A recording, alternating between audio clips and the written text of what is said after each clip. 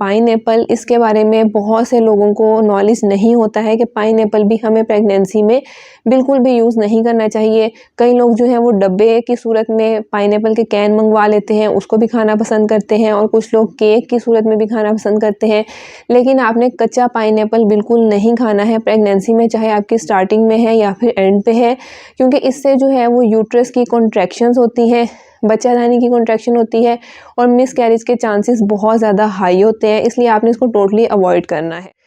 Next आपने किस चीज़ का ख्याल रखना है कि जब भी आपने गोश्त खाना है, गोश्त खाना प्रेगनेंसी में बहुत अच्छा होता है, चाहे आप मीट की सूरत में खाते हैं या फिर चिकन या फ़िश के फॉर्म में ले रहे हैं, तो आपने सिर्फ इस चीज़ का ख्याल रखना है कि उसको हाफ़ कुक्ड नहीं खाना। जैसे कि अक्सर लोग जैसे घर में खाना पकाते हैं, जब चिकन बन रहा होता है या फिर कोई भी गोश्त बन रहा होता है तो उसका नमक मिर्च चेक करने के लिए जैसे पानी डाला तो उसी को ही टेस्ट करने लग जाते हैं। अभी गोश्त अच्छे से पका हुआ नहीं होता है और वो उसको